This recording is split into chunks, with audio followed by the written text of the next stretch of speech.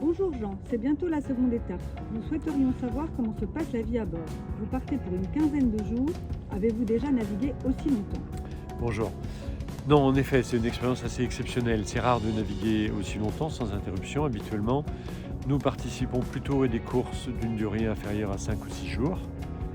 Comme vous l'imaginez, on se demande souvent comment se passent les nuits. Alors on dort chacun à tour de rôle, bien sûr, par période d'environ 2 heures. Cela revient à dormir 2 ou 3 fois 1h30 ou 2 heures, puis un peu en journée aussi. Il faut en effet tenir dans la longueur.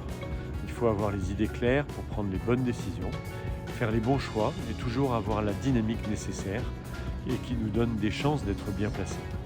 Mais du coup, vous naviguez dans la nuit noire, n'est-ce pas un peu angoissant? Naviguer dans la nuit noire, c'est tout à fait habituel pour des marins, c'est aussi habituel pour nos yeux. Tous nos sens s'habituent et permettent d'anticiper les mouvements du bateau que l'on sent parfaitement bien. Mais lorsque le bateau bouge vraiment beaucoup, vous dormez bien? Oh, nous sommes tellement fatigués que cela ne pose pas de problème. Aussi bien dans un grand pouf que sur une couchette, on s'endort en quelques secondes et on récupère très vite. On doit être précautionneux néanmoins pour ne pas se blesser en cas de mouvement inattendu du bateau. La sécurité est une préoccupation constante. Mais nous allons vers des mers bien plus chaudes que là où nous nous entraînons d'habitude. Alors ça va vraiment être très agréable. Et pour les repas? On fait notre maximum pour prendre nos repas en même temps, bien sûr. C'est le moment de partager, de décider, de faire des choix. Mais on est bien souvent dérangé au moment des repas. Alors il faut avoir la possibilité de stocker au chaud notre préparation afin de pouvoir faire la manœuvre qui s'invite le plus souvent en plein milieu des repas. Il s'agit de plats apertisés.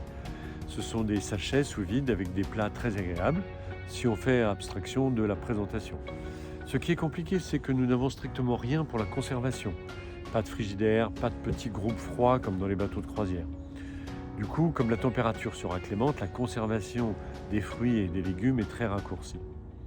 Et puis, il faut essayer d'avoir un peu de plaisir, un peu de biscuits, des graines un peu sympas et de quoi varier les repas, s'il fait beau par exemple. De toute façon, avec Dominique, on sait ce dont chacun a besoin.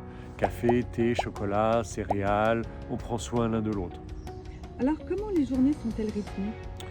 On a vraiment beaucoup de choses à faire. Les mots-clés sont la vitesse, le choix des voiles, le choix de la route. Cela nous prend plusieurs heures par jour, bien sûr. Le contrôle des algues dans la carène, le contrôle des concurrents, le sommeil, l'alimentation, l'hygiène aussi, le contrôle du bateau, du point de vue de sa maintenance, de la prévention pour ne rien casser. Et comment gérez-vous l'énergie sur le bateau?